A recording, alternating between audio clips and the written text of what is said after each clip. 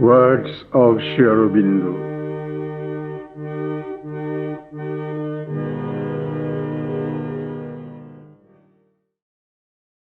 Necessity of sadhana in the ashram.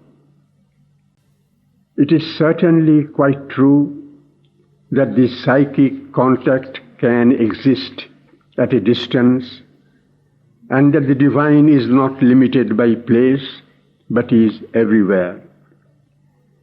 It is not necessary for everybody to be in the ashram or physically near to the mother in order to live this spiritual life or to practice the yoga, especially in its early stages. But it is only one side of the truth. There is another. Otherwise, the logical conclusion might be that there was no necessity for the mother to be here at all, or for the existence of the ashram, or for anyone to come here. The psychic being is there in all, but in very few it is well developed, well built up in the consciousness, or prominent in the front. In most it is veiled, often ineffective, or only an influence, not conscious enough or strong enough to support the spiritual life.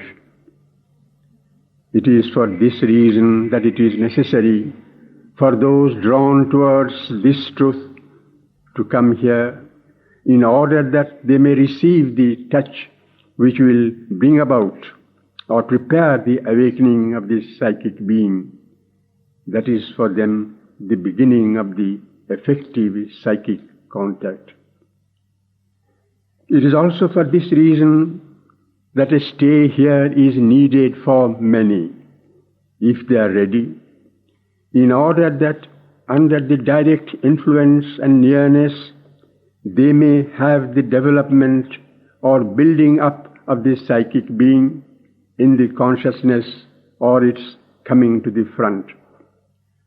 When the touch has been given or the development effected so far as the sadhak is at the moment capable of it, he returns to the outside world, and under the protection and guidance, even at a distance, is able to keep the contact and go on with the spiritual life. But the influences of the outside world are not favorable to the psychic contact and the psychic development. And if the sadhak is not sufficiently careful or concentrated, this psychic contact may easily be lost after a time, or get covered over, and the development may become retarded, stationary, or even diminished by adverse movements or influences. It is therefore that the necessity exists and is often felt on return to the place of the central influence in order to fortify or recover contact, or to restore or to give a fresh forward impulse to the development. The aspiration for such nearness from time to time is not a vital desire.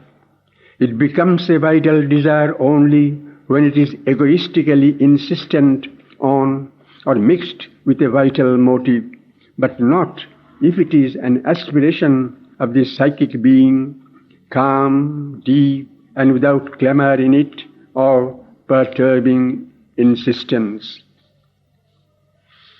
This for those who are not called upon or are not yet called upon to live in this ashram under the direct pressure of the central force and presence.